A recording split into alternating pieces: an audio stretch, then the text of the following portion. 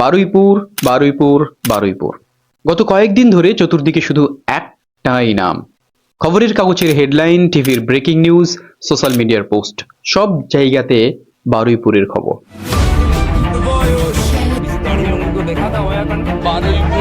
ওই বাচ্চাটার যখন দেহ তুললাম, ওর গায়ে বিভিন্ন জায়গায় কামড়ের দাগ।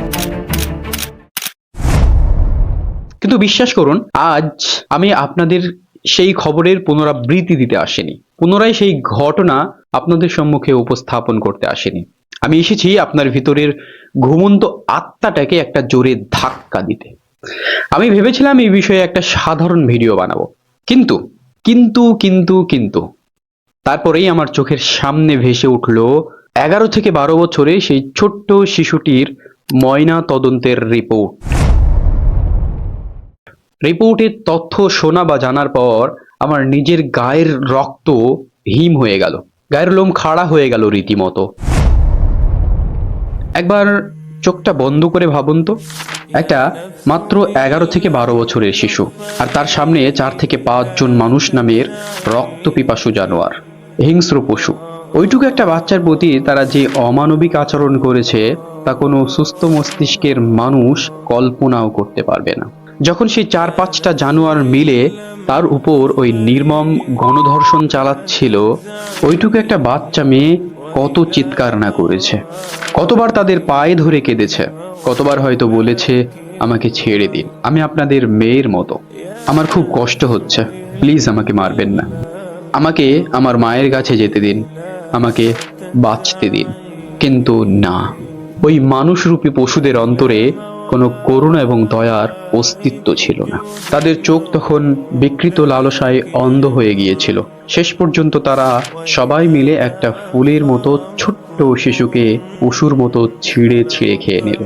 ময়নাতদন্তের রিপোর্ট বলছে, যখন সেই বাচ্চাটিকে ক্ষতবিক্ষত অবস্থায় একটা অন্ধকার নোংরা বস্তার ভিতরে বন্দি করে পুকুরের ঠান্ডা জলে ফেলে দেওয়া হচ্ছিল, তখনও সে জীবিত ছিল, তার শেষ নিঃশ্বাসটুকু তখনও বাকি ছিল। ভাবুন একবার, সেই বদ্ধ অন্ধকার বস্তার ভেতরে ওই শিশুটির মনের অবস্থা কেমন হয়েছিল, কতটা ছটফট করেছিল সে, কতটা আর্তনাদ, কতটা চিৎকার, আর কতটা বাঁচার আকুল আহ্বান সে জানিয়েছিল এই সমাজের উদ্দেশ্যে। সে হয়তো অন্ধকারের ভেতর থেকেই হাত বাড়িয়েছিল আমাদের দিকে, কিন্তু সমাজ তখন ঘুমাচ্ছিল, কেউ দেখতে পায়নি তার মর্মান্তিক অবস্থা। আর জানেন তো আরেকটা ভয়ঙ্কর সত্য কি? শিশুটির পরিবার থানায় ডায়েরি করেছিল 11:30 এবং তৎক্ষণাৎ পুলিশ এসে সাময়িক একটুখানি তদন্ত চালায়। পুলিশ যদি সেই রাতে ওই এলাকায় একটা চিরুনি তল্লাশি চালাতো, তাহলে হয়তো হয়তো বা এই ফুলের মতো প্রাণটা আজ বেঁচে যেত। ওই মেয়েটির কাকু পুলিশকেও দোষারোপ করেছেন, পুলিশের গাফিলতি আছে বলেও তিনি উল্লেখ করেছেন। তো মেবি 12টার সময় যখন প্রশাসন এলো, তারপরে একটু যদি সজাগ হতো ম্যাম, আমরা অনেক খুঁজেছি, কিন্তু রেড লাইনের ওই দিকটা আর গিয়ে আমরা গিয়েছিলাম খানিকটা, হয়তো ওই জায়গাটা পৌঁছতে পারিনি। এভাবেই শেষ হয়ে গেল একটা ছোট্ট ফুলের মতো নিষ্পাপ শিশু। আর কত আর কত শিশুর প্রাণ হারালে, আর কত শিশু গণধর্ষণ হলে আমাদের বিবেক খুলবে। চিফ মিনিস্টার অর্থাৎ মুখ্যমন্ত্রী শুভেন্দু অধিকারী বলেছেন যে অপরাধীরা ক্যাপিটাল পানিশমেন্ট পাবে, কিন্তু তারপরেও একটা প্রশ্ন থেকে যায়, অপরাধীরা ক্যাপিটাল পানিশমেন্ট পাক বা তাদের ফাঁসি হোক, সর্বোচ্চ শাস্তি হওয়ার পরেও কি তার মা ন্যায় বিচার পাবে? তার মায়ের খালি আঁচল কি পুনরায় ফিরে পাবে? ওই ছোট্ট শিশুটা কি পুনরায় তাকে মা বলে ডাকতে পারবে? নো। আজ বারুইপুর, হয়তোবা কাল কোনো জেলা খবরের শিরোনাম হতে পারে। আমরা কদিন মোমবাতি জ্বালাবো, ফেসবুক ইউটিউবে স্ট্যাটাস দেব, কদিন শোক পালন করব, বাস তারপর আবার ভুলে যাব। কেন এই ধরনের ঘটনা দিনের পর দিন কমা বাদ দিয়ে বেড়ে যাচ্ছে? এর পেছনে কয়েকটা কারণ রয়েছে। তার মধ্যে একটা হচ্ছে বিচার ব্যবস্থা। আমাদের বিচার ব্যবস্থা এত ঢিল এবং এত ঢিলেমো যে ওই অপরাধী শাস্তি হতে হতে বছর খানিক হয়ে যায়। যদি সঙ্গে সঙ্গে এই শাস্তি দেওয়া হতো, তাহলে হয়তো বা আমার মনে হয় পরবর্তীতে এই ধরনের জঘন্য কাজ করতে গিয়ে তারা 100 বার ভাবতো, তাদের রুহ আত্মা গা শিউরে উঠতো, চিন্তা ভাবনা করত।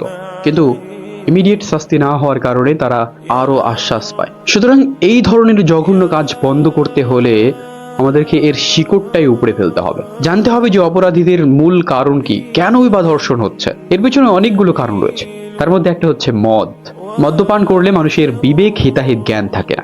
সেই জন্য সরকারের কাছে আকুল আবেদন যে আমাদের স্টেট থেকে অর্থাৎ পশ্চিমবঙ্গ থেকে মদকে ব্যান করে দেওয়া হোক। দ্বিতীয়ত, অপরাধী সঙ্গে সঙ্গে শাস্তি না পাওয়ার কারণে অন্য অপরাধীরা এর থেকে আরো উদ্বুদ্ধ হয়। সেই জন্য অপরাধীকে ইমিডিয়েট শাস্তি দেওয়া হোক এবং জনসম্মুখে শাস্তি দেওয়া হোক। সবার সামনে তাকে ফাঁসিতে ঝোলানো হোক অথবা এনকাউন্টার করে হত্যা করে দেওয়া হোক। তাহলে হয়তোবা আমার মনে হয় যেন ধর্ষণের মতো জঘন্য নোংরা পাপ আস্তে আস্তে কমে আসবে। এটা ছিল আমার মত। এ বিষয়ে আপনার কি মত? সরকারের কি পদক্ষেপ নেওয়া উচিত যাতে এই ধরনের জঘন্য কাজ পরবর্তীতে না ঘটে? অবশ্যই কমেন্ট সেকশনে জানিয়ে যাবেন। ভালো থাকবেন, সুস্থ থাকবেন, নিজের পরিবারের খেয়াল রাখবেন এবং ভিডিওটা বেশি বেশি শেয়ার করে অন্য মানুষকে সজাগ করবেন। Thank you, thanks for watch.